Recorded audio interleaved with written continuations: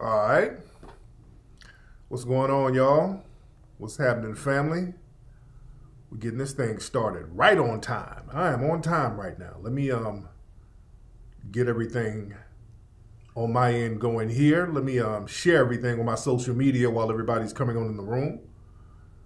While I do that, come on in, guys. While everybody's coming in the room, I'm gonna quickly do my social media thing. You dig?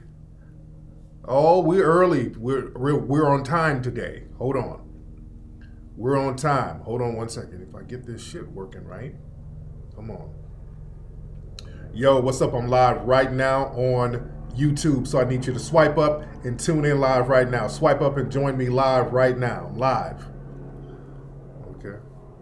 Hold on one second. How y'all been, man? Glad to have everybody tuning in. Glad to have everybody tuning in. All right. Oh, goddamn. Come on, man. I'm here. I'm on time. All right. All right, what's going on, man? Let me check on my my YouTube, not my YouTube, but my Twitter. Everybody, y'all should be following me on Twitter at Tariq Nasheed. Let me let everybody know on Twitter that I'm live right now. And let me let my Facebook people know that I'm live right now. Let me mute this. Everybody pile on in the room. While you're piling on in the room, ladies and gentlemen, hit that like button. Hit that subscribe button. Hold on one second. Hold on.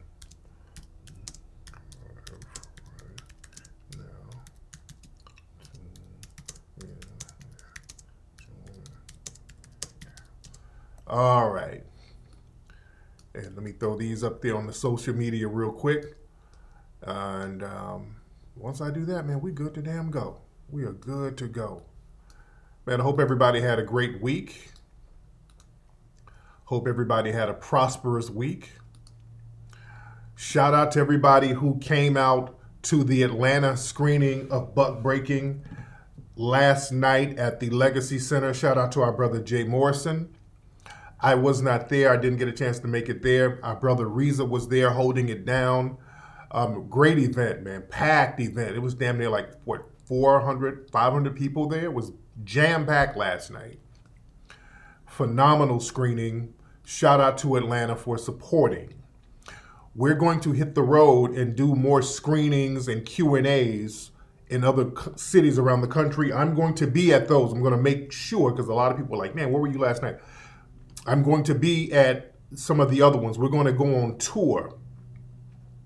Me, Reza, and some others, we're going to go on tour doing screenings and Q&As around the country. I know we're going to do something in New York, a couple of things in Texas. We're working out all the logistics now, but we're coming to a city near you. What city should we hit up next? And I'm going to be at these. I'm definitely going to be at the ones that's coming up. I was down in Atlanta, but I had to rush back here because we got so much going on at the office with, the production and the selling of the DVDs. But what city should we hit up next, ladies and gentlemen? What city should we hit up next? We're definitely going to do New York. I definitely want to hit up Dallas. I got to do Dallas. Dallas always shows love, so you know I got to do Dallas. Everybody hit that like button. Hit that thumbs up button while you're coming on in here. While people are piling up, hit that thumbs up button. Somebody said Oakland. Yes, we need to do something out here too. Okay? We need to do something out here too. In LA. We definitely got to go up there to the Bay, up there to Oakland. We got to go to New Orleans. So we're going to make it happen. We're going to make it happen, guys. Now listen, today we have released the Buck Breaking film, ladies and gentlemen, for stream. You can now stream Buck Breaking in crisp HD. Super duper HD, ladies and gentlemen. You can stream it right now at buckbreakingmovie.com. You go to buckbreakingmovie.com, ladies and gentlemen. Let me go to the site real quickly. You go to Buck Breaking Movie. This is the Buck Breaking official site. And right here, Buck Breaking available for streaming. Just click that order the film stream button and you're good to go. You can watch it in super duper high definition crisp HD. I mean super crisp. And this is good for all of my overseas family because a lot of you guys have been wanting the film. You can't order it on Amazon for some reason. They don't ship overseas, or you've been having trouble ordering from the site. And you can watch it instantly tonight if you are in the UK, especially my UK people, in Canada, here in the US, my people over in Africa, my people in Asia, my people in the Middle East, over there in Dubai. You can watch it instantly tonight, ladies and gentlemen. That's buckbreakingmovie.com, ladies and gentlemen. Yes, amazing quality, yes. Let's say 1080p. Yeah, well, it's HD. High definition. It's very crisp. Hell, the DVD is very crisp. So you can imagine how it is on HD. It's just real extra crisp. Still waiting on that. And you can still get it on Amazon. You can still get the DVDs. It's very important also, guys, to have the DVD in your hand. Okay? It's very important to have the DVD because, see, you can, have people at your house and you can, share it in the neighborhood. So it's very cool to have it on DVD, have that hard copy. Plus, it's a collector's item, too. Having the DVD is a collector's item. You'll be having you're going to host a viewing party at home. That's a great thing. Yes, the sound quality is amazing. Yes, indeed. Yes, indeed. Shout out to Dallas, but I really want to go down to Dallas. And people, man, this movie, it really resonates with a lot of people. Yeah, we still got a package deal. That's another thing. If you go to buckbreakingmovie.com, we still have the package deal where you can get all the DVDs. Let me go back to the Buck Breaking website. You go down, we still got the DVD. You get the DVD. Also, if you want that package deal, the Buck Breaking box set, you get 7 DVDs, Buck Breaking, Hidden Colors 1 through 5, and 1804. 7 DVDs for just $99. And you can watch the trailer on the website. So yeah, still doing great business. Still doing good things. All right, everybody share the link to this broadcast right now on your social media.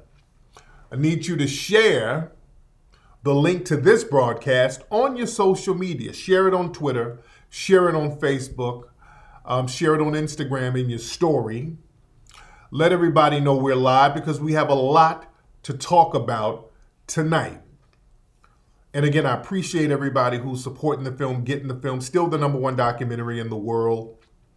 We're still in the top 5 of all films. We've been the #1 film damn near all month. Now we're at number 5 on. Let me just take a gander at Amazon and see where we are in the movie category, because we've been #1 in all movies for a minute.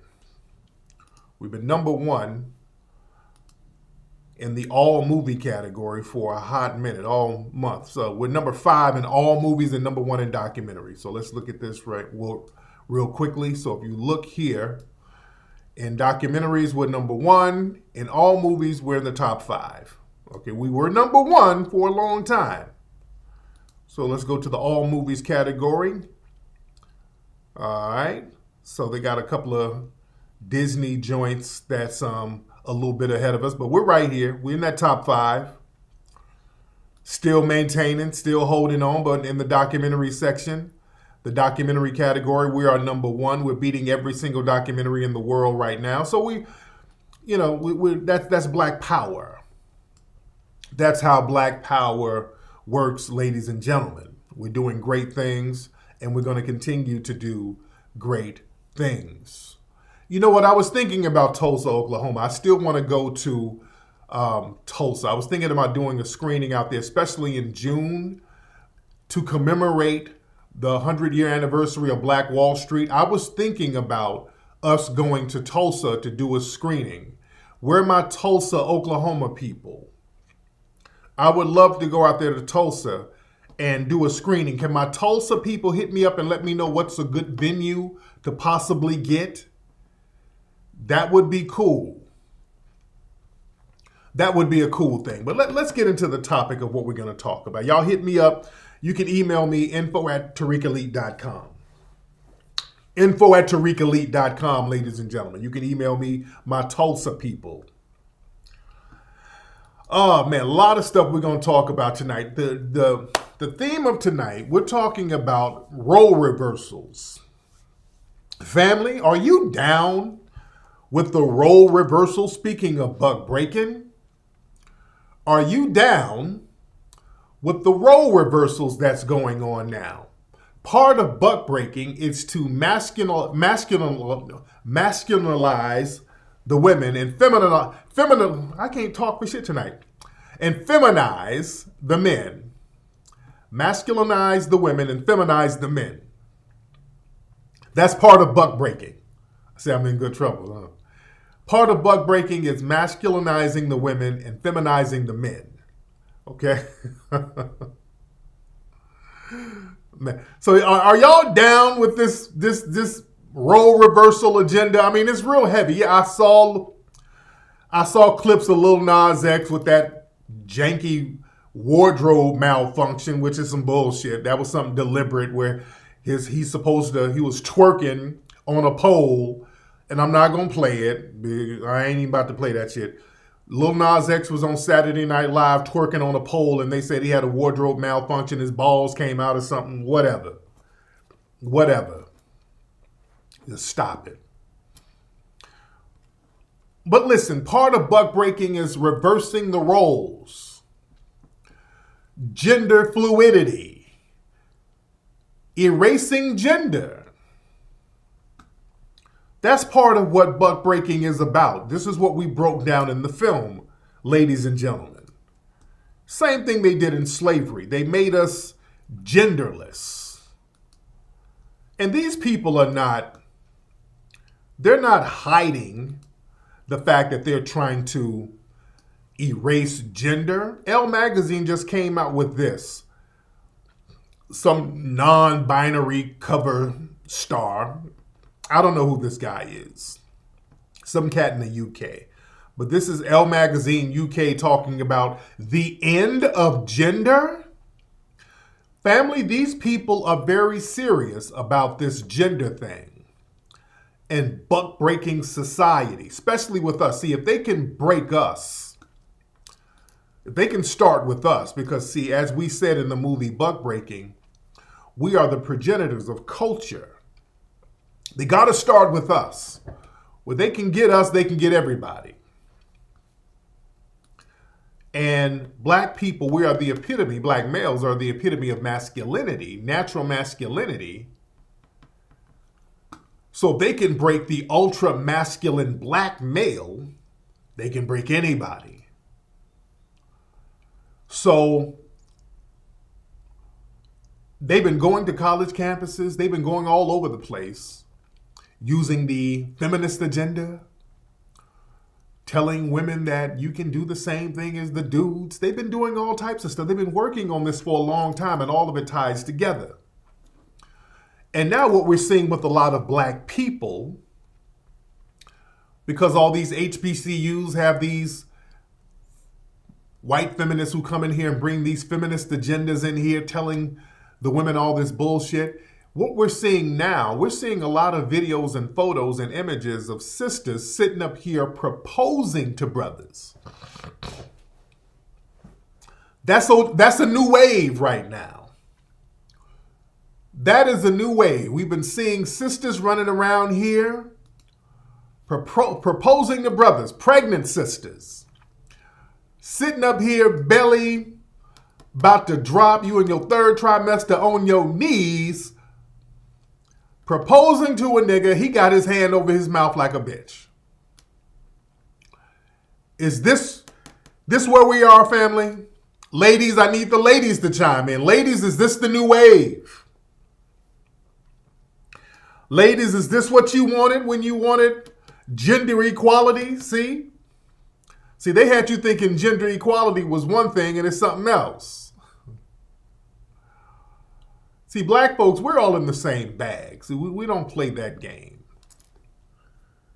We don't play that game. And there's so many videos and all types of stuff of sisters out here on bended knee proposing to dudes. Look at this video here. What happened to it? What happened to my video?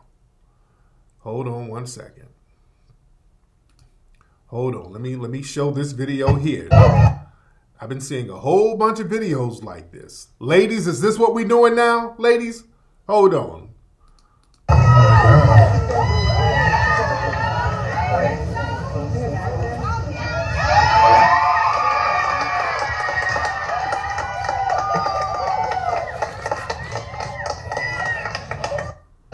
Okay, ladies, where you at? Now let's look at this thing from both angles, okay? Now I'm going to look at it from both angles. Let's look at it from both sides, okay? Now look. Now a lot of women see this and be like, sister, get your ass up off your knee. Get your ass up off your knee, sister. Get off your knee. You shouldn't be doing that. But on the flip side, I mean, hell, y'all wanted to, call the shots. Y'all, you a city girl. Y'all been sitting up here doing the city girl raps. No, see, we're going to play both. We're going to look at both sides of this thing, see? Y'all been sitting here talking about how you running shit. Ladies running it. You the breadwinner. You running things and you don't need no nigga. The white feminists been promoting that bullshit to you. And now look at where we at now. All right, see, y'all going along with the bullshit. And when the bullshit starts to stink, you want to back up off of it. No, y'all been feeding this type of agenda for a long time. Oh, it was hot girl summer this, and oh, I be running these niggas, badass bitch, give a fuck about a nigga. Come on, y'all been city girls and hot girls, and you running niggas, you don't need no nigga, you balling out, whoop-de-whoop, and now, y'all been, come on ladies, come on. Y'all been telling niggas how you been balling out and you's a hot girl and a city girl and you don't need niggas, and now this is where you are. You on bended knee. See, ladies, you can't have it both ways now. Where you at, ladies? Come on. Oh, you can't have it both ways. Yeah, does it look bad? Yes. But a lot of y'all fed and nurtured this type of dynamic now. Y'all nurtured this dynamic and this is where you are. And let's be clear. Let's be clear. The type of niggas that you gonna get are the kind of niggas that you would have to do that with. Okay? If you talk all that city girl, hot girl, and I don't need no nigga shit, a real boss dude ain't really trying to hear all that. So what you're going to get, ladies, you're going to get stuck with some of these little old semi-dusty beta male niggas that ain't going to step up to the plate, and you got to do that shit for. You got to initiate the damn marriage. Your nigga standing up here with his hand on his mouth like a hoe. Oh, ladies, come on. We're going to have to take some responsibility. All ladies, somebody called them hobosexuals. I love it. Lady, look. A real player ain't gonna even have that. If I'm chilling with a woman and she gets down on her knee with a ring, no, get up, because you ain't about to make me look like the bitch. A real nigga ain't gonna even let that go down. Let's be real. Because we know you look like a bitch as a man if the woman is on her knee proposing to you. That looks bad for the dude. All right? But the kind of niggas that's cool with that type of shit are dusty, semi-dusty beta male dudes that you're going to be stuck with, that you got to settle for. You see? Don't let these folks pump your head up with all that city girl, hot girl bullshit. Ladies, y'all don't let nobody pump your head up with all that dumb shit. Because this is where you are and this is what you get. That's some sad looking shit. Yes, it is. It is sad.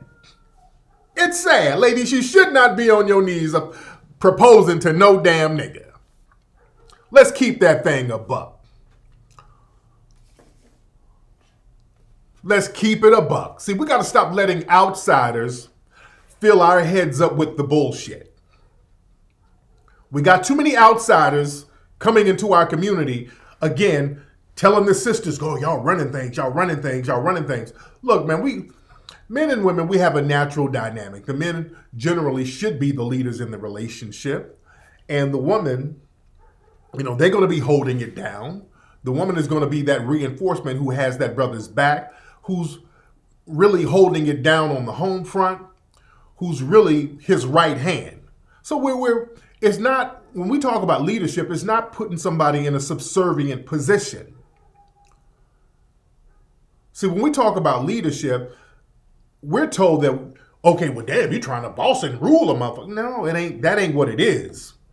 In any relationship, in any team, let's be clear, every team is going to have a coach. You understand? Every team is going to have a coach on that team. Somebody is going to have to be the decision maker. Somebody's going to have to do some shot calling. Somebody's going to have to lay some rules down. On any team, do you get input from other people on the team? Of course you do. But at the end of the day, they're going to have enough wisdom and experience to lay the shot calling down. Respectfully. That's in any constructive dynamic. See, we're told we ain't supposed to think like that. We're told that we're supposed to be a matriarchal society where mommy's supposed to run everything. You see? We're the only people who we're told that we have to be a matriarchal society, and any type of masculinity or black male leadership is toxic masculinity. See, that's really thrown on us. Black male leadership is always looked down upon. That's something that's neutralized to a strong degree. You understand? It is a partnership, but every partner, in any partnership, there's going to still have to be a CEO in any partner. In any partnership, just like a corporation, you can have a corporation with different partners, but somebody's going to be the CEO. And let me tell you something. Deep down, women do not really respect dudes that they have to lead. I've talked about this back in the Mac Lessons days. Women don't like to lead no dude. Women, deep down, you don't like leading a dude. They don't. Women are going to lose respect for him. Hit that thumbs up button, hit that like button. I just saw Vivica Fox do an interview. She did an interview on DJ Vlad. And I like Vivica Fox. She was talking some good stuff. She was talking about her marriage to a brother. I think his name was 6'8", 6'9", something like that. He was in a music group. And the marriage didn't last that long. She talked about how grand the wedding was. Oh, they had a wonderful wedding. It was on InStyle magazine. It was a fairy tale wedding, and that's really what it was really all about, her getting that fairy tale wedding. And see, that's the problem. A lot of people will do shit just to get that fairy tale wedding, but then after the wedding, what about the damn marriage? You let the marriage go to hell because it ain't really about the marriage. It's all about you getting some damn shine as the Cinderella. You getting your Cinderella moment. You understand? So when Vivica did this big Cinderella wedding, she was talking about, well, shit, I realized I didn't really know this nigga. I didn't really know him. And she was like, I just got tired of paying all the bills. She said, I refuse to be in a relationship. Well, I'm the breadwinner. She was like, yeah, I just didn't want to be in a relationship where I was the breadwinner. I don't want to take care of no dude. And I'm telling you, a lot of women think like that. They don't want to be the breadwinner. You don't want to be the shot caller because whoever's the breadwinner is going to be the shot caller. Let's be very clear. Whoever the breadwinner is is going to be the shot caller. And this is why the dominant society, the white supremacists, they orchestrate these reverse gender roles in our relationships. You see? But let's go back to Vivica for a second.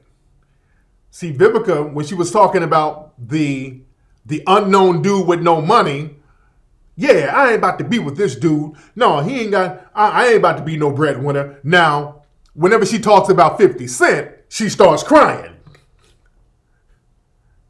Because see, 50 was a breadwinner. So she couldn't pull rank on 50 Cent. She couldn't shot call on 50 Cent. So when 50 dated her for a quick minute, they weren't even married. So whenever his name come up, she started crying. You dig? That's because 50 is a boss. See, they talk different about niggas. She don't cry when it comes to her husband, but she still missed that fucking boss. So those emotions well up when you talk about a nigga who was running shit, the nigga who was the boss. Oh shit, I don't like talking about 50. It really hurt me. She ain't heard about that husband that didn't have no money. The nigga she was married to with the whole Cinderella thing. She wasn't heard about him, but she was heard about 50 because she was with a boss. She was with a boss, and she couldn't pull rank on that boss. You dig? You see, when they talk about a boss, them eyes well up a little bit. You see? When you date a boss, a nigga who's on top of his game, got his paper straight, a dude who's in a leadership position, oh, you get emotional. You start feeling, your womanhood comes on out of you. You start feeling vulnerable. I didn't know what to do. I lost him. Now let them talk, when they talk about a dusty nigga, oh, Lord, I refuse. I'm not going to be paying all the bills for this dusty, grown, rusty-ass man. Oh, no. Oh, they don't cry over the dusty niggas. Yeah? Oh, they don't cry over them. Them tears dry right on up when it comes to the dusty niggas. Because they don't respect that. See, she's crying and other women cry. They start crying and them tears start welling up because there's that level of respect, innate respect for that dude who's a boss. They always respect the boss. You gonna respect the goddamn boss. That's why, fellas, it's very important to be a boss in your life. You dig? It's very important to be a boss in your life. Don't be afraid to be a boss. Don't be no beta male, dude. Yeah?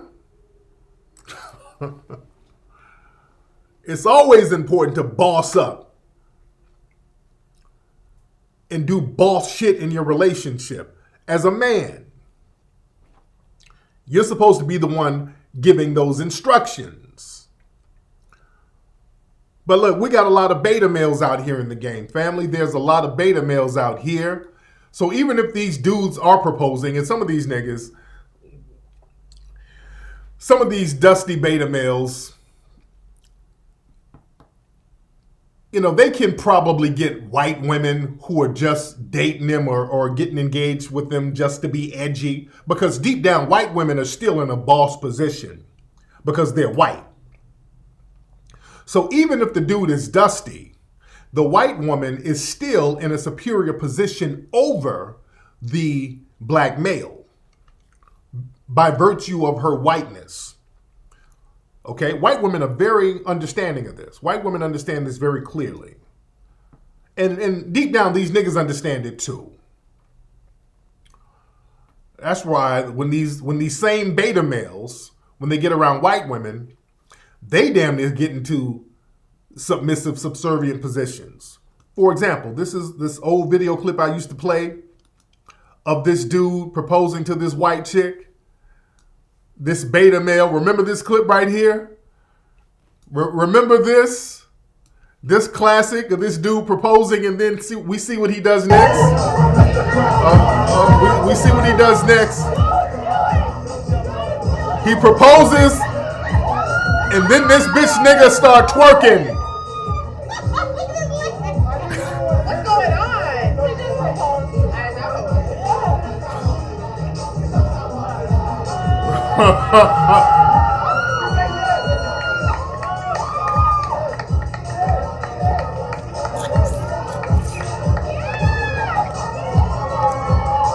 right, remember that? This nigga proposed to a white woman and then started immediately busting his pussy wide open. Oh, God. My nigga started pussy popping. That's buck breaking, ladies and gentlemen. The buck breaking is real. The buck breaking is very real, ladies and gentlemen. Now listen.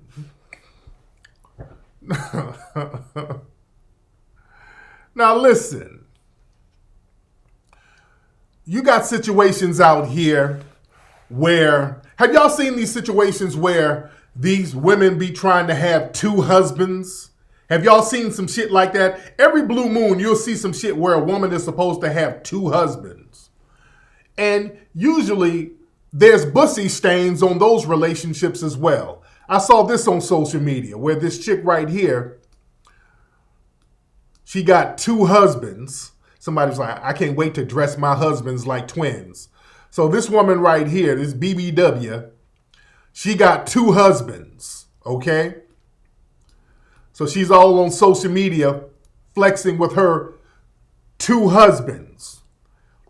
Now let's look at the dynamic here. Let's look at what it really is. With her two husbands, on this last picture here, these niggas are gazing at each other. All right, let's be clear. These two niggas are gazing at each other. Basically what she is, she's the double beard. She's a beard for these two niggas. These two niggas are giving bussy action to each other, but they just have her in there so that they don't have to come all the way out. So she's their beard. She's a double beard for these niggas. You see? Women ain't gonna have no two husbands unless these niggas are busting their pussy open for each other. See, again, these gender roles and these reversals where, you know, dudes can have two wives and everything is hunky-dory. But when women try to do the same, it's always gonna be some funny style shit going on there. You saw them niggas are gazing at each other. All she does, look, all she does is provide the lubricants. You know, she's probably there just to videotape these niggas. All right? See, don't let nobody fool you. These people try to do these role reversal games and it's something else. Yeah, she's a double beard. Yeah, she gets the strap for real. It is? Weird shit going on out here. But listen, there is an agenda to reverse the gender roles so that we can ultimately be genderless. I mean, these people are trying very hard.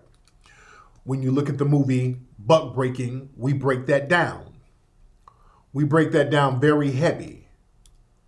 Family, do y'all know these dirty white supremacists, they got something called hold on, let me show y'all this. They got something called a bitty bug soft packer.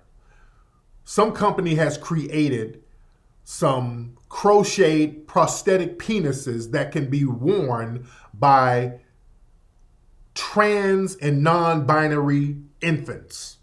Family, you got to see this to believe it. This is what these dirty ass white supremacists are doing. They offer bitty bug soft packer crochet penis patterns for young trans and non-binary children. Family, do y'all see this sick shit that these folks are doing? This is something that these pedophiles want to put on infants. If it's a little girl or whatever, and you want to say that the little girl is non-binary, you can put this. What's up, Tail? My son. Bye-bye. Family. The sick stuff that they do, man, I almost don't even want to talk about it, but I'm showing you guys what's a trans infant. Family. This is why Buck Breaking is the #1 documentary film all over the world. People innately know that this stuff is sick. Family, these folks, man, their society, the white supremacist society is falling and they know it. When society starts to fall, they become more degenerate, man. They normalize degenerate behavior. Just like the fall of Rome. Right before Rome fell, you had the people in power like Caligula, who was fucking everybody, fucking his sister, fucking dudes. They said he was having sex with horses. It was just sexual degeneracy. You understand? So when these folks are targeting children with this nonsense and trying to normalize it, we have to reject that with everything we have. This is sick. Talking all that non-binary stuff. This is sick nonsense. And it gets even deeper. It gets even deeper. Let me go to my Instagram. Because, family, they're putting this stuff all over the place. Look at this. They're targeting children heavy. Lego unveils the first set LGBT Lego blocks. Okay? I mean, they're targeting children heavy. Family, they're targeting infants. They're targeting toddlers, preschoolers. Family, they're even targeting your children's breakfast cereal. They got some Pride cereal. Okay, so when your kids are eating cereal, they're talking about, look at this on the back of the cereal. Boxes are not for gender, style, interest, love. Boxes are for cereal, not people. We support LGBT pride. Okay, Lord. Okay. I mean, they're going hard body. And fam, have you noticed, does it seem like ever since Buck Breaking has come out, they're just going even harder. They're like, fuck it. The jig is up. Let's throw everything against the wall. Let's just throw as much shit to the wall and see what can stick. Family, Buck Breaking is the most important film in the world right now. It is hands down the most important film in the world for you to see and share with your family in order to debrief them. Hit that thumbs up button, ladies and gentlemen. Hit that thumbs up button, hit that like button. And the thing is, while they keep trying to normalize this type of behavior among us, they parade around the Billy Porters and all these people on TV. Speaking of Billy Porter, did y'all see this? Billy Porter reveals that he is HIV positive. So he's been living with HIV for 14 years, him and his white husband. Family, there's a reason why these people sit up here. Not only do they try to promote this LGBT agenda to us, to black people specifically, they target us specifically. They also target us specifically to get into interracial LGBT relationships. When it comes to interracial relationships, and if it's LGBT, they have no problem with it because they know that you're going to be the subservient one. You're going to be the buck broken one. So they have no problem promoting that because that covers a lot of ground. Number one, it neutralizes the warrior class.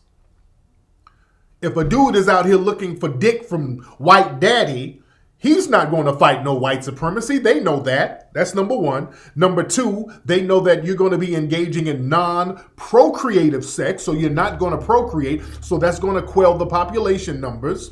Three, they understand that black folks getting with these white zaddies out here who's LGBT, they understand that the risk factors of sex with them will increase the rates of AIDS and HIV.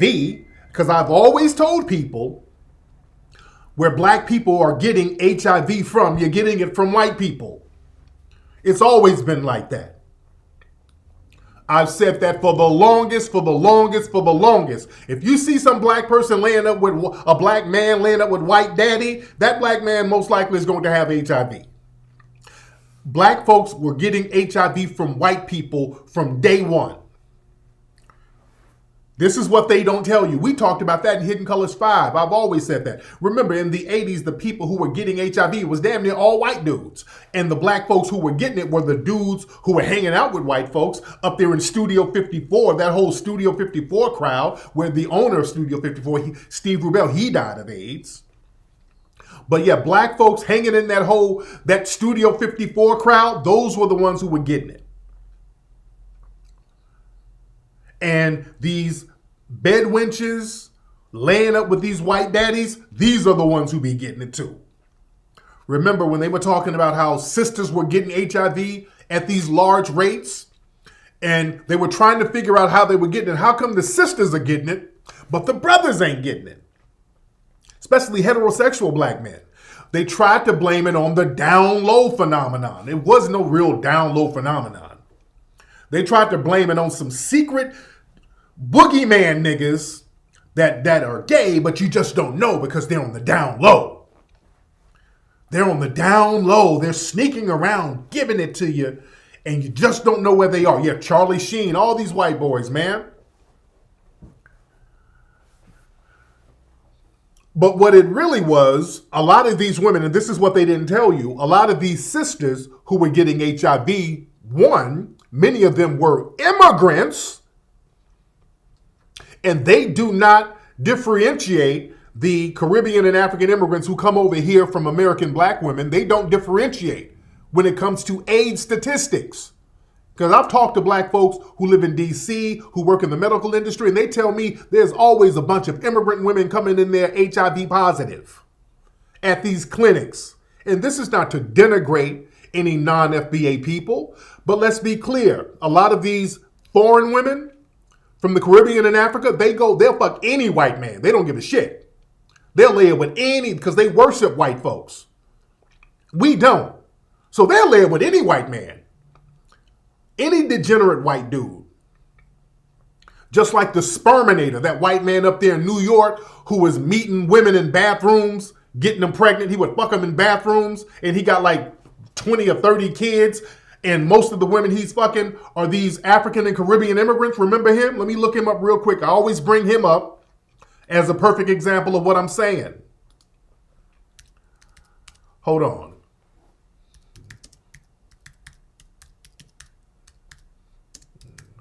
Let me bring him up real quick. The Sperminator. Okay. Yeah. Oh, shit. He got 50 baby mamas. Okay. Shit. I was lowballing the dude. Okay. This dude right here. Okay. I'm thinking it was like 20. No, he got like 50 kids. This white man here. His 50th baby mama is a homeless 18-year-old from Harlem. Kyenja, whatever her name is. And she's supposed to be she's a stud. She's with a stud. Ari Nigel, that's his name. This white man meets these African and Caribbean women in restrooms, and I guess they try to have anchor babies by this dude. So they want a mixed anchor baby. So they lay up with this dirty ass dude. No telling what this guy got. Yeah, that's another form of buck breaking, by the way. Hold on. Let me see something. And this dude, and you know what's interesting? They write about this dude in a real jokey way almost.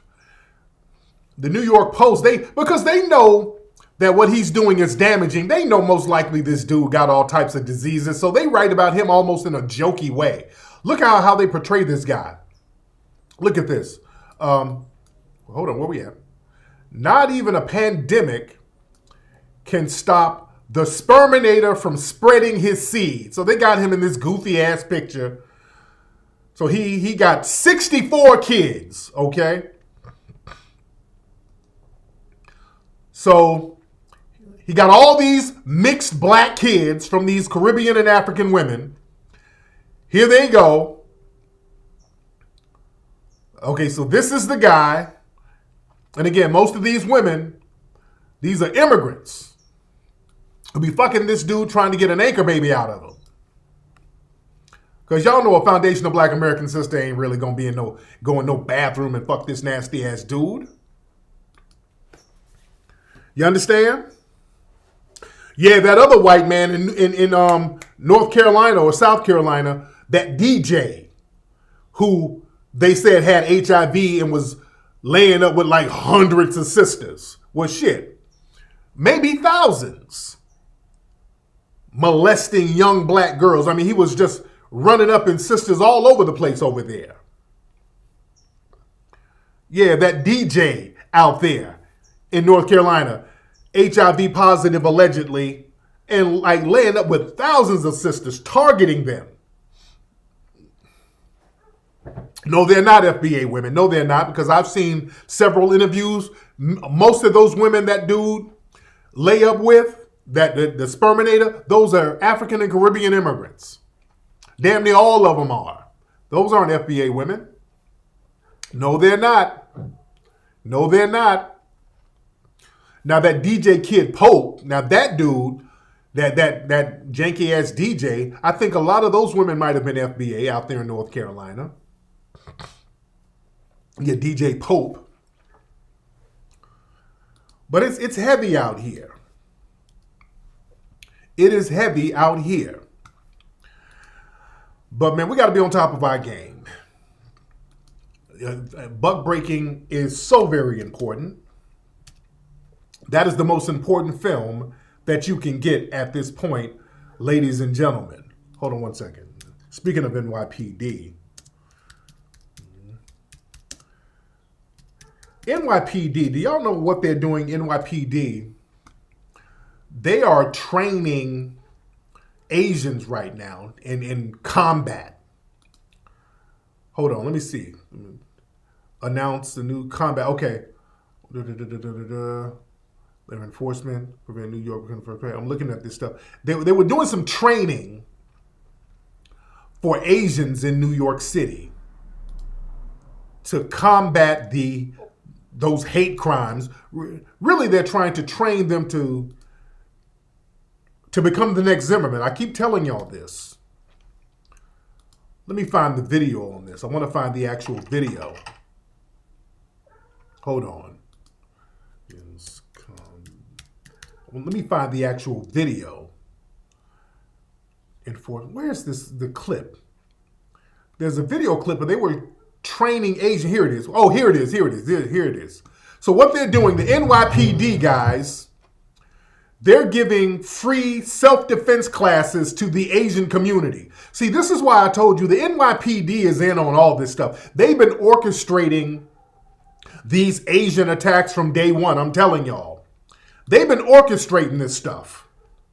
This is propaganda orchestrated partially by the NYPD and the media. Look at this. The alarming stories of Asian Americans here and across the country who were victims of bias attacks. Well, now, an effort organized by the NYPD to not only support the Asian community, but to teach people how to protect themselves. Eyewitness News reporter Lucy Yang joined today's self-defense class.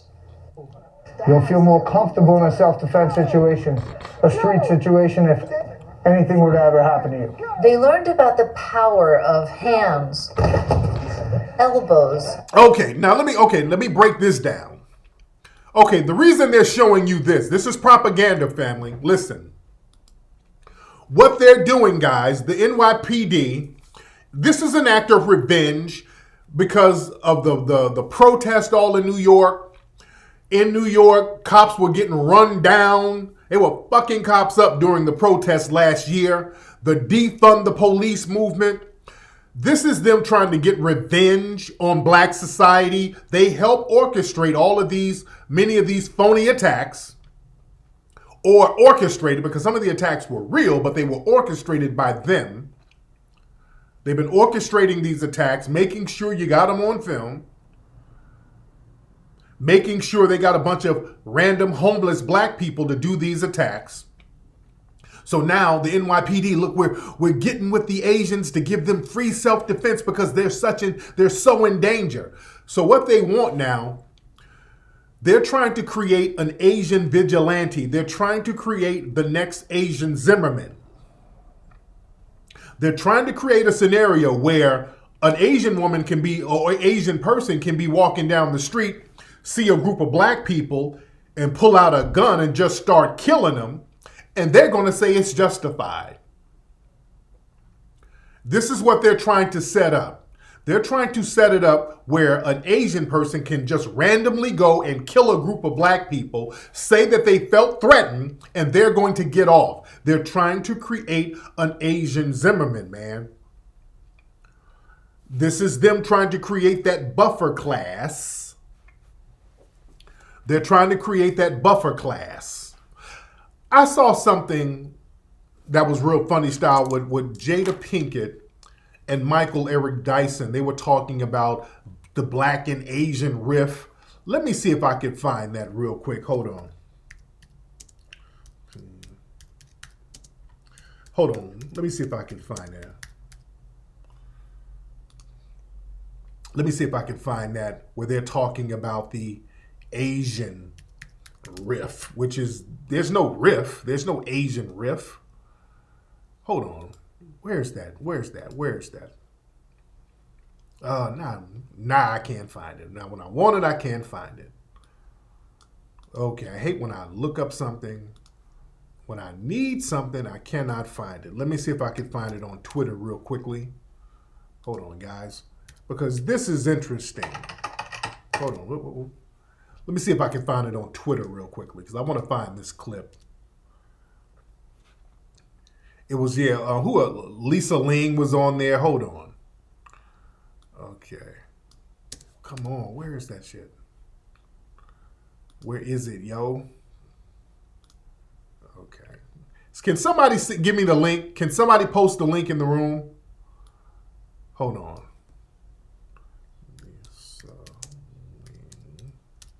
Because I hate when I can't find something when I need it. Okay. Lisa Ling and Jada Pinkett talk about the animosity between blacks and Asians. Look, ain't no fucking animosity, dude.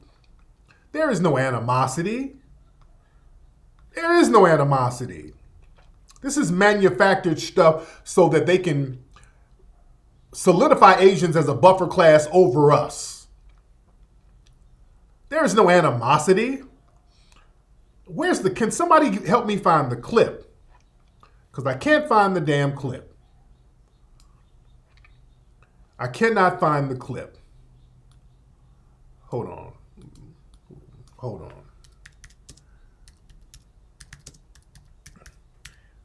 How come I can't find this damn clip? Okay. What is this? Okay. Can't find it, damn it. Okay. Well, this is the whole clip. I don't want the whole clip. Very stressed. You've been feeling stressed? Why? Yeah. Just thinking about this conversation today. Okay. Being so concerned. Okay, about let me see if I get to Michael choosing Eric the right Dyson. Words, saying the right thing. Okay, White hold on. supremacy is, it don't matter who. Okay, here it is. Okay. I mean, I'm at the red table. I got to bring my. Okay, I found it on Facebook. Now let me play some of this. I haven't seen the whole thing. I just saw little clips, but let me play some of this. This is them talking about the animosity between Asians and black people. Hold on. A game. You understand what I'm saying? That's exactly it. But it's got power. But That's also- what's ruining and ruling us. And it also is stoking fear amongst people Yes. whose livelihood and lives and the way they've always known things feels threatened. And that's right. the thing about this period right now. And white people are starting to recognize, wow, I really had no idea. What's interesting, though, the ingenuity of white supremacy is it don't matter who's in control as long as the system is operating. Right. So you could have a black head of department. Hold on. Let me go back. when that tension starts to Okay, hold on. Does is seen as representative of that group. Black people have a right to feel hurt and injured by the fact that everywhere in this world to be darker is to be dehumanized, and there's no question about that, which means that we should be especially careful not to reproduce that same hurt to other groups. Oh, When that no. tension's- No. See, this is where Michael Air Dyson be on the bullshit. We're not doing nothing to the Asian community, dude. See, he's towing the Democratic line. He's promoting. See, this is what I don't like about these people who are Democratic shills.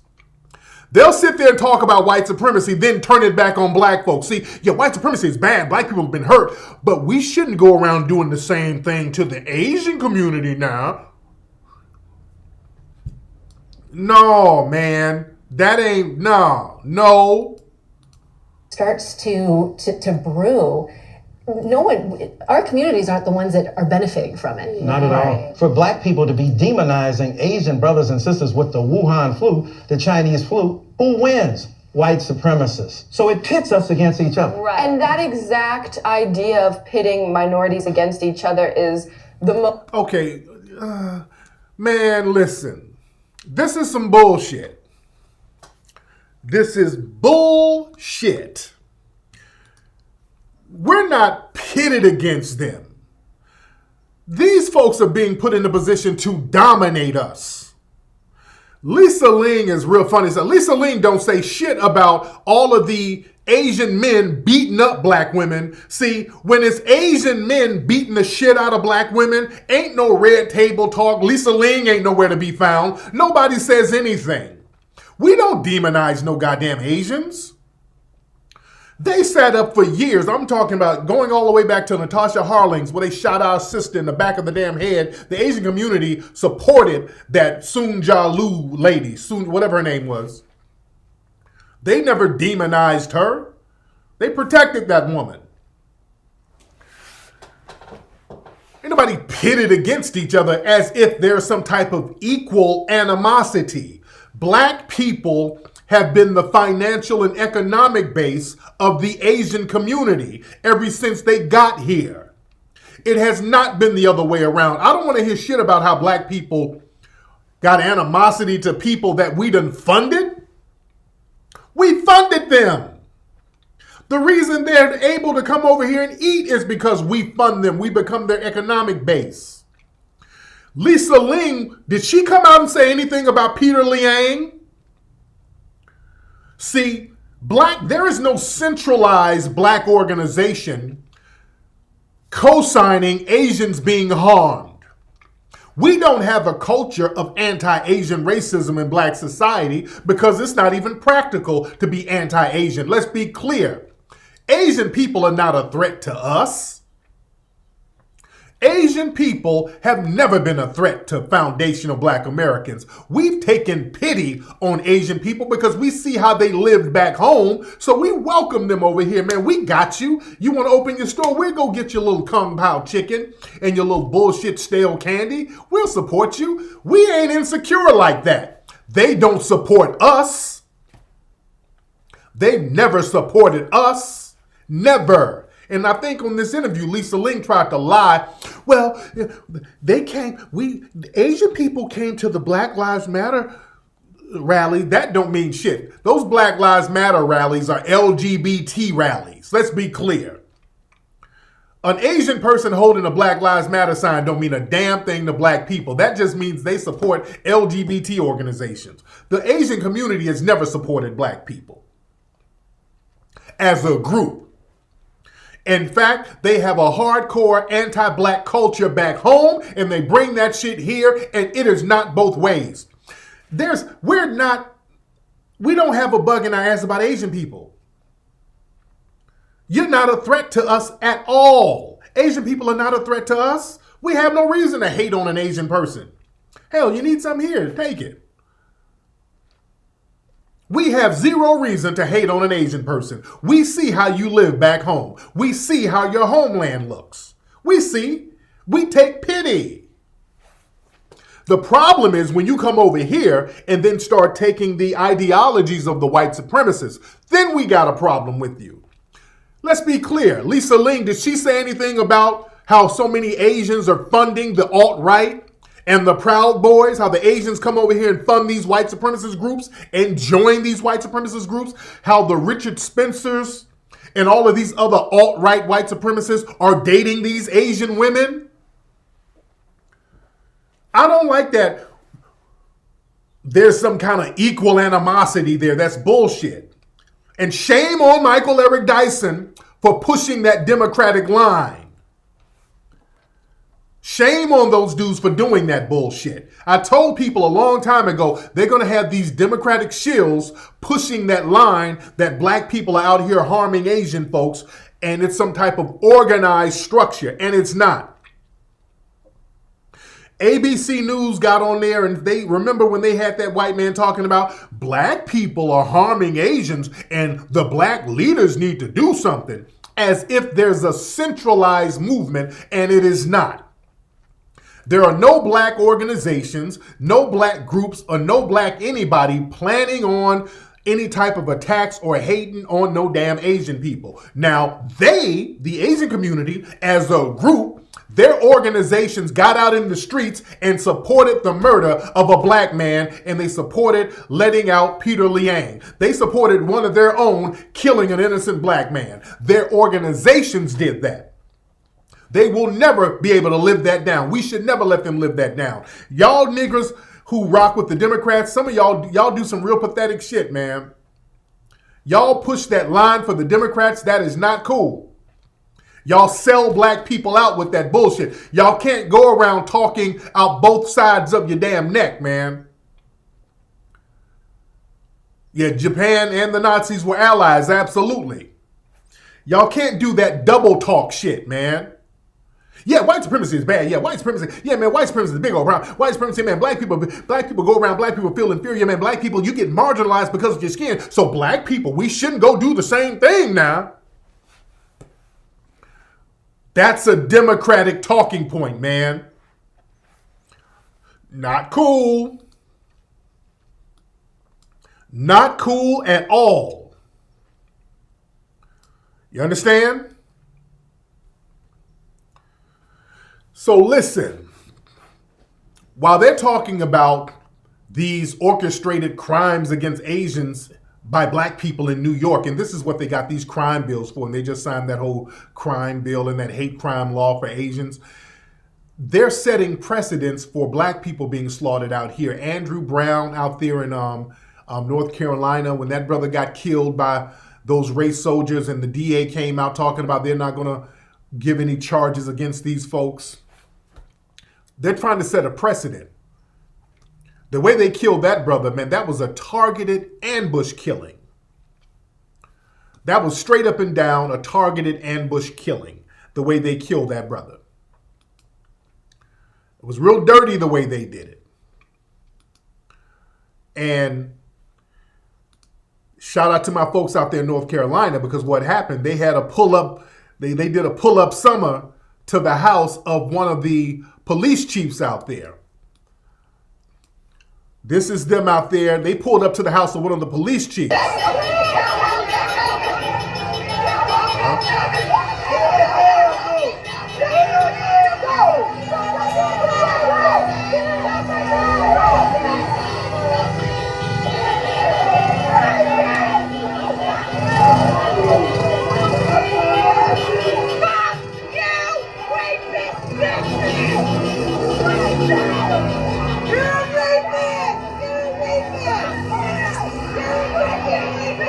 All right, so yeah. So like we see, family, people they're rehearsing for pull-up summer. There's a lot of dress rehearsals for pull-up summer right now. There's dress rehearsals for pull-up summer. I think it's going to be a long pull-up summer. I think it's going to be a long pull-up summer. It's getting real heavy out here. Folks are looking at, look, Black people's backs are being pushed up against the wall. When you push somebody's back up against the wall and you don't leave them with no options, we done tried everything. We done everything. We done tried everything. When you push people's backs up against the wall and you leave them with no options, they have no choice but to start producing justice and taking the laws in their own hands. Y'all saw that video clip, and I'm not going to play it, of the brother, I think Ronald Green, the brother down there in New Orleans, where they lied and said he had a car accident, and they just brutalized this brother and killed him, and released the video of it 2 years later. And the cops, the race soldiers, are still patrolling down there in New Orleans or Louisiana somewhere. Yeah, at this point, when black folks see, hey, we tried to vote, that didn't work. We're out here begging and marching, that's not working.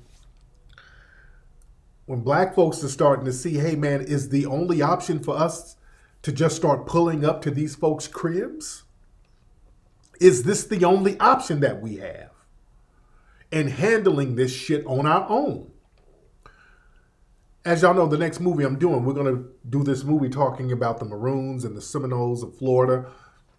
When I studied the Seminole War, what really got it popping off was down in Florida. They kept moving the Maroons and the runaway blacks down there in Florida, and the army kept going down there, pushing them further and further down. And at one point, they got so far down there in Florida, there was nowhere else to go. They pushed them damn near to the ocean. They pushed them all the way down into that inhospitable, inhabitable swampland. So the black Seminoles and the other Seminoles was like, fuck it.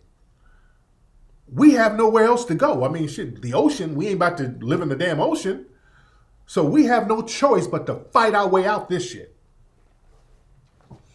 When you push somebody's back against the wall,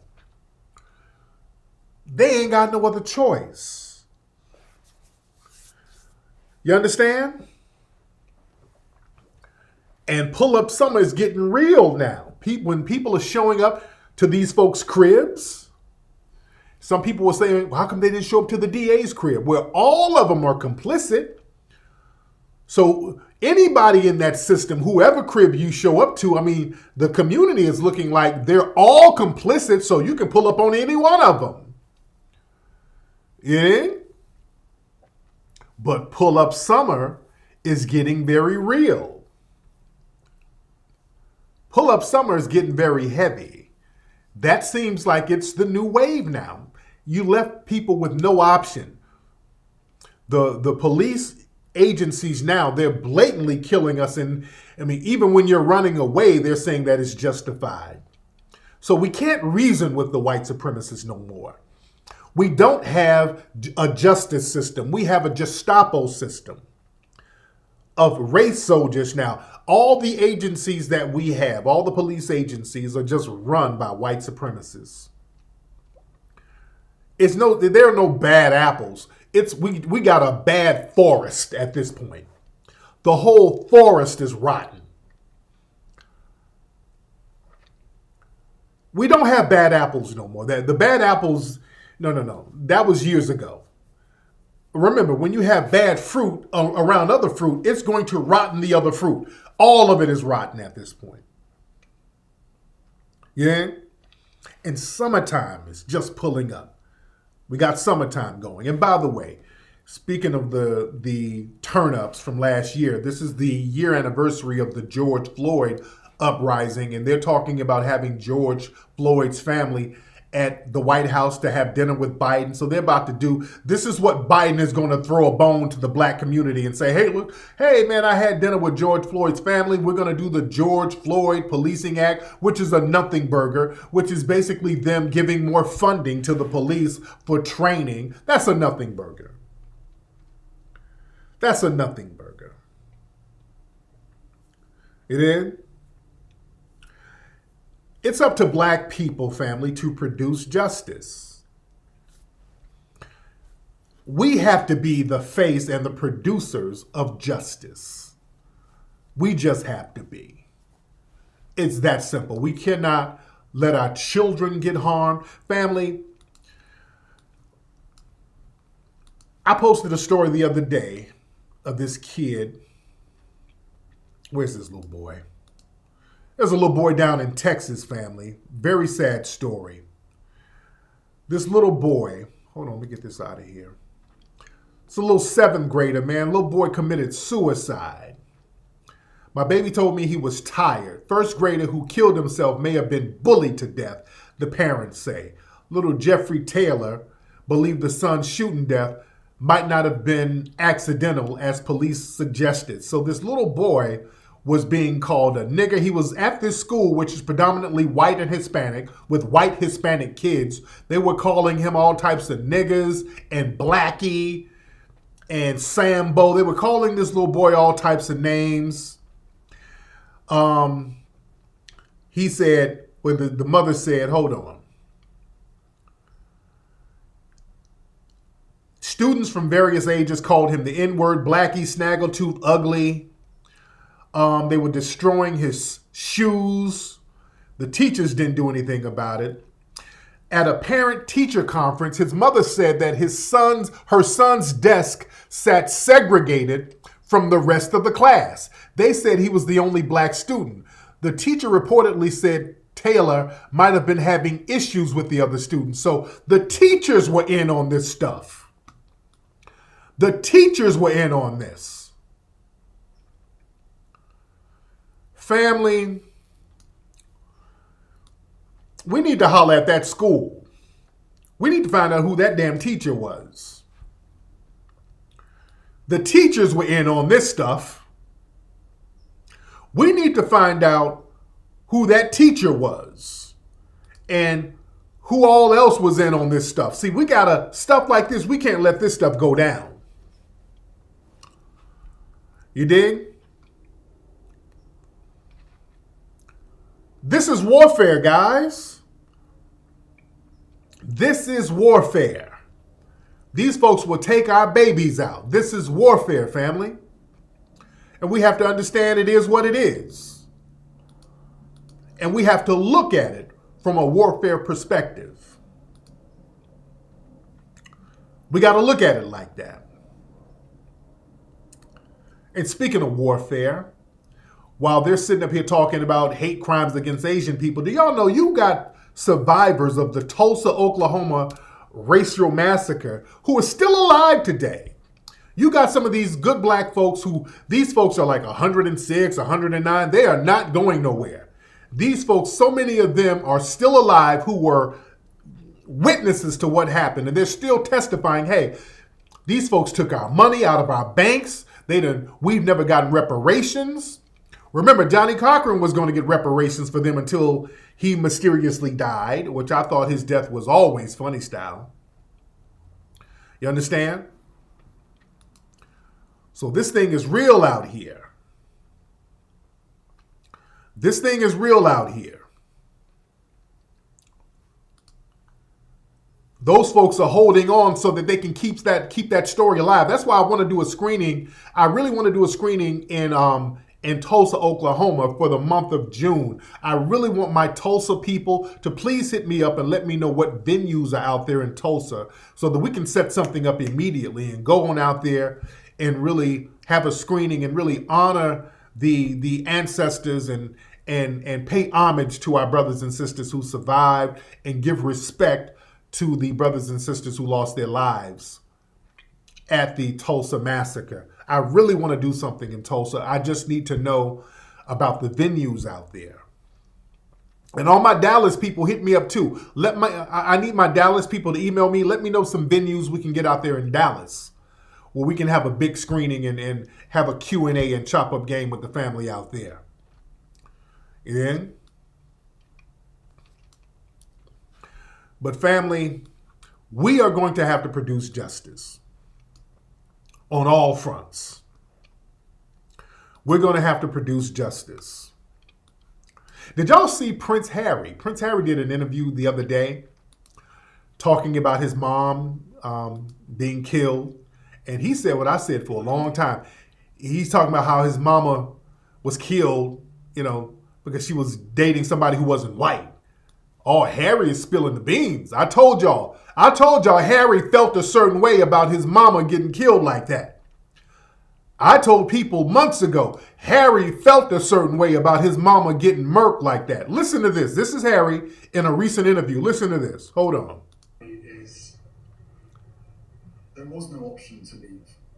Eventually, when I made that decision for my family, I was still told, you can't do this. I was like, well, how bad does it have to get until I am allowed to do this? Where she was going to end her life. It shouldn't have to get to that.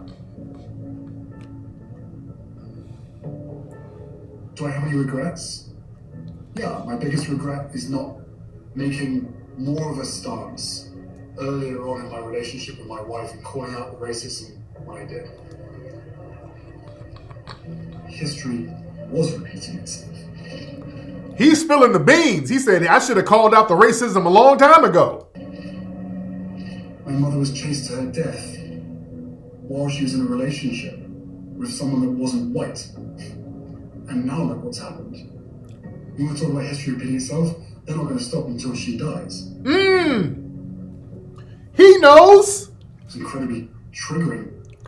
Oh, man, he knew. I've been telling y'all that for years. They got at Princess Diana because she was pregnant with Dodi Fayed. They weren't about to let her have a non-white baby in the royal family like that. They felt a certain way then. He knew.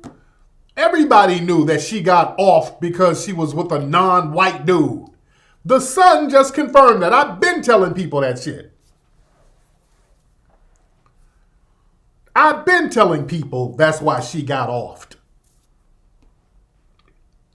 You dig? Shout out to my UK people out there. But he went there. He knew what's up. That dude, he's been plotting revenge. He's been wanting to get in on them for taking his mama. See, when somebody take your mama, yeah, he knew. He knew they killed her because of that. He knew what it was. He's like, they'd off my mama because she was with a non-white person. Now, this is history repeating itself. They're trying to kill her. They're trying to kill my wife. Yeah, he know what time it is. Yeah? Heavy stuff. Heavy stuff. But man, look, these people, the white supremacists are getting desperate. The white supremacists are getting desperate. Did y'all see Ricky Schroeder, this I say former actor? Shout out to my dude, Dr. Randy Short. Shout out to Dr. Randy Short hitting me up, who was in Buck Breaking. But Ricky Schroeder, he was an actor from back in the 80s. And he's basically going full-fledged white supremacy now. He bailed out Kyle Rittenhouse. He helped bail him out. So now Ricky Schroeder, he went on some kind of rant on social media where this dude, he's out here sounding like, he sounds like Dylan Roof. He's up here talking about Rhodesia. Now listen to Ricky Schroeder. You look at Rhodesia. Hold on, listen to this guy. Listen to this guy. He's going full white supremacist now. Talking about how bad it is for white men and all this old stuff. And then he gets to talking about Rhodesia and how the white people were taken out of power. And now look at it. Now listen to this. These are hardcore white supremacist talking points. Hold on. If you look at Rhodesia, a country that was once a thriving breadbasket of southern Africa, and then destroyed and became a place where whites live in fear. The fourth, fifth generation white farmers that have been there since the 1700s, run out or killed, and the country fell, and Mugabe took over and came to Zimbabwe. They used racial tension to create that disaster. Okay, you son of a bitch, listen. The racial tension was because of the president of Rhodesia, Ian Smith, who was a white supremacist. Rhodesia was run by white supremacists. Ian Smith was a white supremacist. His words. Ian Smith was a white supremacist in his own words. Ian Smith was like, yeah, I want to maintain white supremacy in Rhodesia for the next 1,000 years. This was Ian Smith's words. They ran Rhodesia as a white supremacist regime. You can't negotiate and rationalize with these white supremacists. They got this thing where we're supposed to want to be subjugated. They talk like that about the Haitian Revolution as well. They talk about how, oh man, Dessalines and all these guys, those evil Toussaint and Dessalines, they massacred all those poor white people. Oh, why did they didn't have to massacre. Yes, they did. They had to massacre all the white supremacists because the white supremacists were trying to massacre them. You can't rationalize with these white supremacists. You cannot rationalize with them. They think it is your lot in life to be subjugated by them. The minute you don't want to be subjugated, that's to them, that's irrational. Why wouldn't you want me to subjugate you? Why are you trying to fight me back? I'm just trying to subjugate you and enslave you. I'm just trying to sell your babies. Damn. That's why I don't rationalize with white supremacists. I don't. I just do things that's going to empower our community as a group. I don't look for permission. I don't try to rationalize with them. I don't play that game.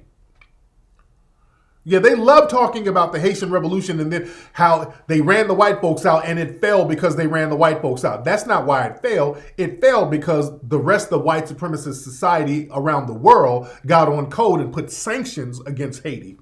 Just like in Rhodesia, when Rhodesia became Zimbabwe, the economic issues they had in Zimbabwe, and I've been to Zimbabwe, loved the people, enjoyed myself, had a very good time, and it's a very beautiful country. The reason it had economic challenges wasn't because the smart white folks left and were run out. It was because of the economic sanctions that the West still put on Zimbabwe.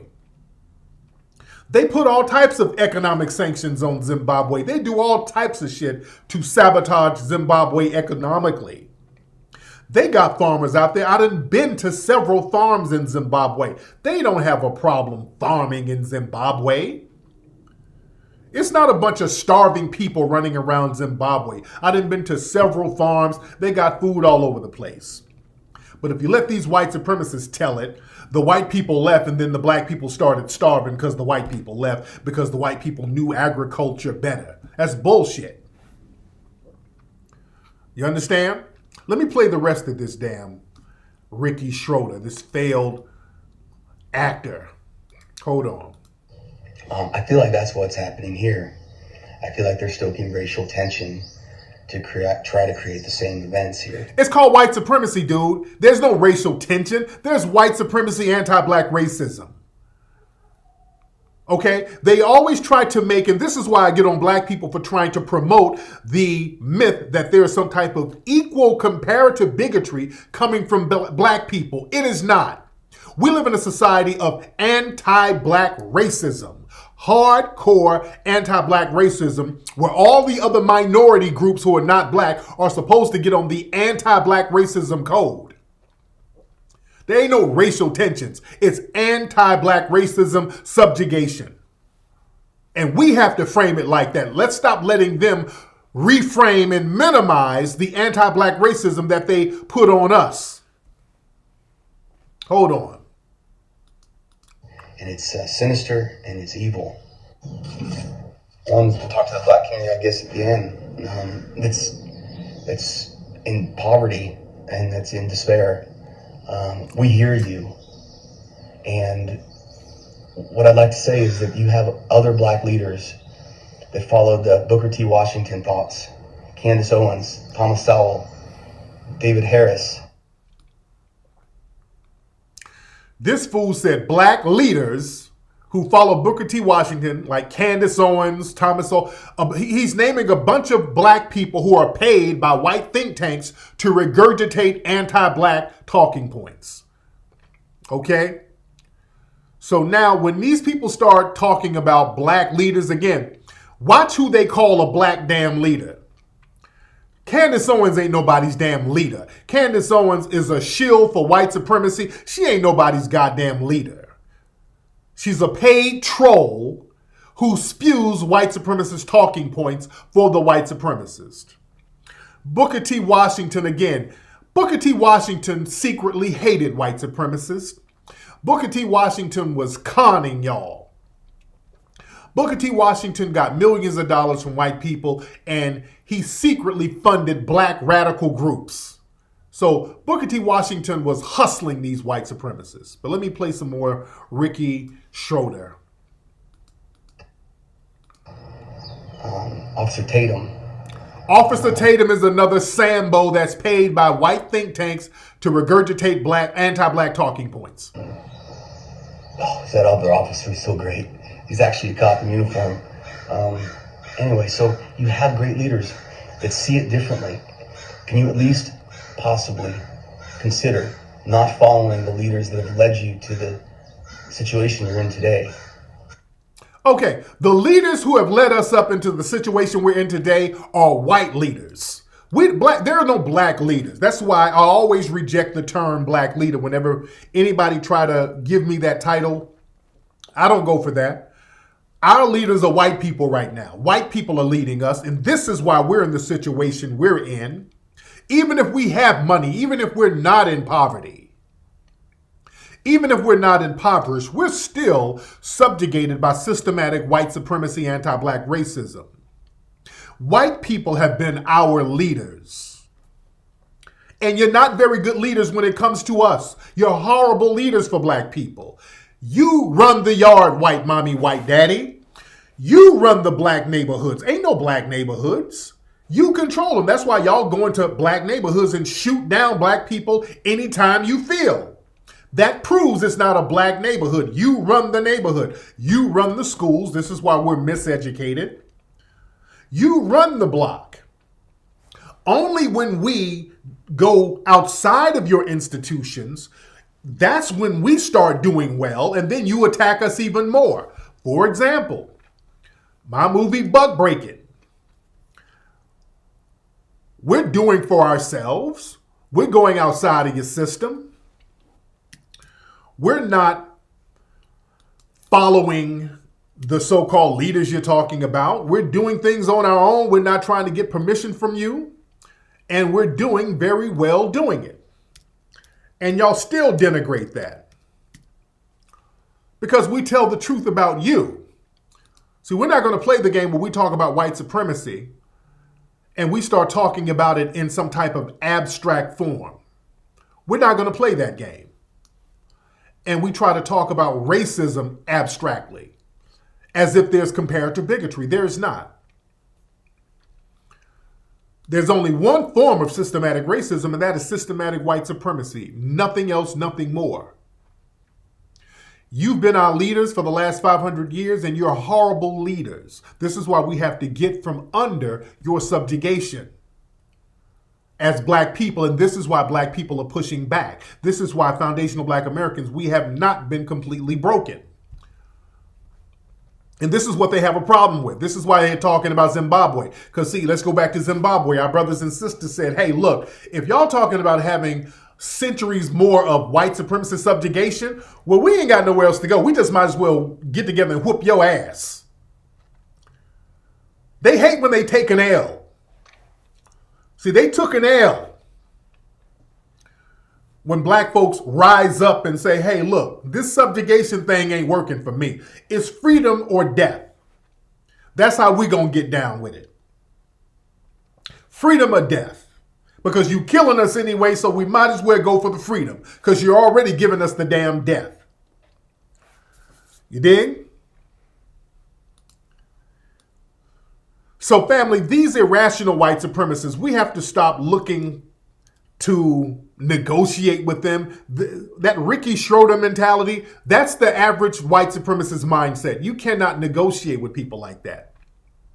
You can't negotiate with people like him. These people are completely irrational. They think that you're supposed to like being subjugated. And our creator didn't create you to be subjugated to a failed fucking actor and other dirtbags like him.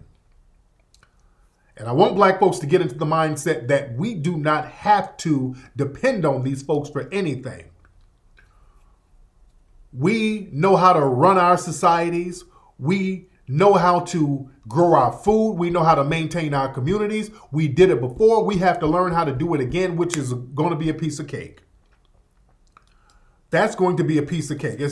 We've done it before. Family, look, even during the Jim Crow era, black people created a system called the policy game where black people couldn't get access to the white banks and all that. So we had the policy banks, the number runners. See, they make it seem like these were just these black criminals.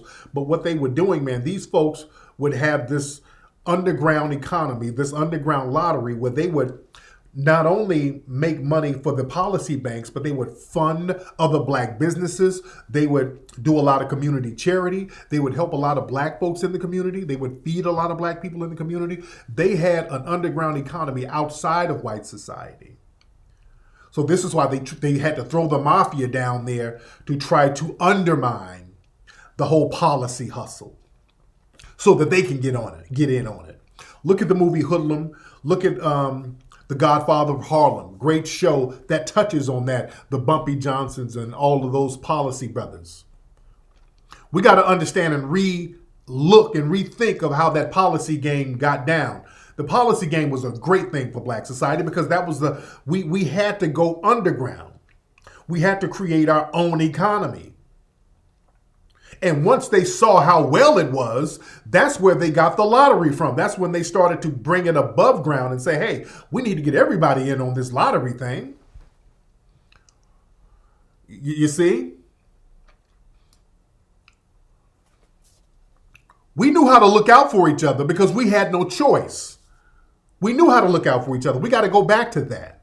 But see, the problem is now, we try to do that now. We got too many bitch niggas, snitch niggas talk too damn much. See, back then, people knew not to talk. You knew not to run your damn mouth, especially to any white folks, because you knew that would jeopardize, people making money in the neighborhood. Let's go back to my brother, Freeway Rick, my good brother, Freeway Rick. When he was doing his thing in the 80s, nobody in the neighborhood snitched on Rick. People knew who Rick was. Nobody in the neighborhood snitched on Rick. It was those Hispanics and all those people that he was tied in with that eventually were on some informant shit. It was the Hispanics that got Rick out the game. But black folks, black people knew not to snitch on Rick because there was an underground economy. Yes, was it poison in the street? Of course. Was drugs bad? Of course. But those drugs were going to be there. The drugs were there anyway, especially the heroin and all that. There always been drugs that was controlled by the white people. There were already drugs controlled by white people. My dude said, look, if there's going to be drugs in the street, at least let us control it so that we can try to do something good out of it. Yeah, we're doing some things that's damaging the community, but we're going to use some of these proceeds to do something to have some form of restitution for some of us in this community. You in?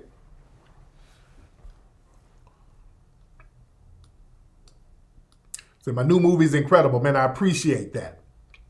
Man. So many people, the buck breaking, man, this movie has really resonated with so many people, man. I don't know, out of all the movies I've done, I don't know why this one has really hit heavy. This one has really resonated with a lot of people. Freeway Rick is a damn good analogy, my dude. That's a good analogy. That's a very good analogy. Because, hell, back in the day, the moonshine runners, people would say the same shit about people doing moonshine.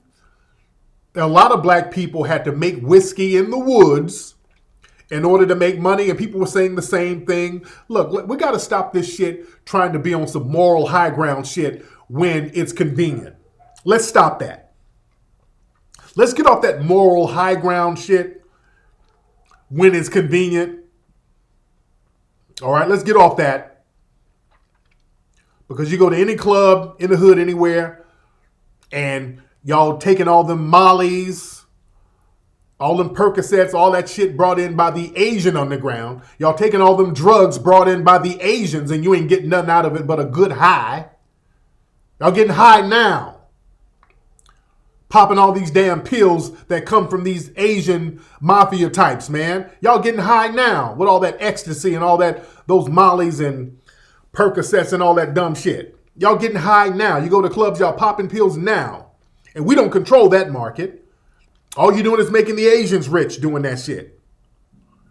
Stop that moral high ground shit. If a motherfucker gonna sell some dope, let him be black so that he can get something out of it and then flip it and then do something good for the community later on if he needs to. Shit. Just like the policy dudes. The policy dudes had to bust on niggas every now and then. That's part of the game. You had to do some busting on folks. That's a part of the fucking game. But they did good things later on down the line. Yeah, NASCAR got started with moonshine. Yeah? Yeah, so don't do the moral high ground when it comes to black folks. Yeah. Y'all sit up here and do all the dope that the Colombians and the Hispanics and the Asians bring over. Y'all do all that shit happily. But when there's a black kingpin, all of a sudden y'all want to put the moral clause there. No. No. If you're going to do anything, control that shit. Control the economics of it. Anything you do, you control the economics of it. No, nigga, don't do it. Nigga, if you think it's killing you, don't do it. And I'm not an advocate for anything. I don't do any drugs. I don't even like weed. But if you're going to be smoking weed, nigga, own a dispensary where you can control your weed. And I don't smoke weed, nor do I do drugs. I've never done drugs. I don't even drink. But if you are going to drink, own the liquor company, nigga. I have no problem with dudes selling whiskey, selling liquor. Knock yourself out. I don't drink at all. I hate liquor. Yeah? Let's get off that moral dumb shit. Because it's fake morality anyway. It's fake morality. Yeah? Because other groups, they know they got underground economies. They ain't got no problem with it. That's just part of the game. They got underground economies and they have no qualms about it. You go to any community, the Asian community, the Jewish community, the Italian community, they take pride in their underground economy. They know what it is. That's part of the game. That helped them get a foothold. They know what it is. They know what it is. Yeah?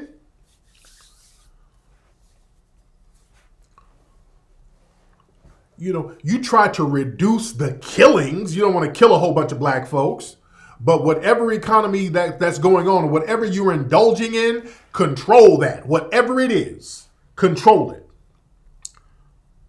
If you're going to be tricking off your money at a strip joint, don't go to the white ones. At least go to the hood ones or the black ones. Yeah?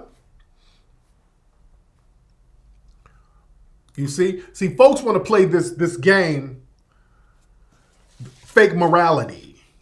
Buck Breaking is streaming. Yes, indeed. You can go to buckbreakingmovie.com and it's streaming right now, ladies and gentlemen. buckbreakingmovie.com. We are streaming Buck Breaking. You can stream it. You can get the DVD. You can get the box set. It is available right now, ladies and gentlemen. Buck Breaking right now.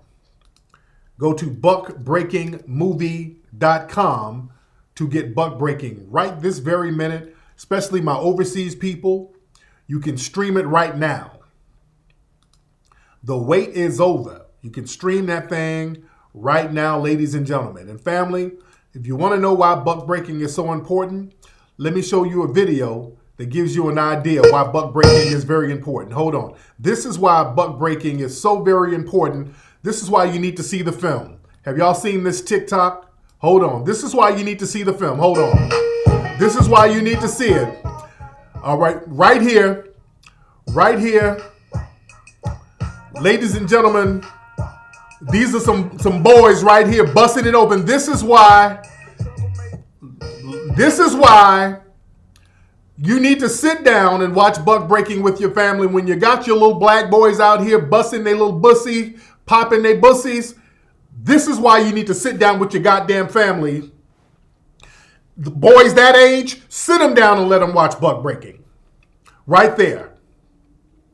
Boys that age, sit them down and let them watch Buck Breaking. That right there is why you need to share this with your family. Please sit down with your family and watch this movie. This is the most important film out in the world right now for black people, ladies and gentlemen. Okay, let's keep it a buck.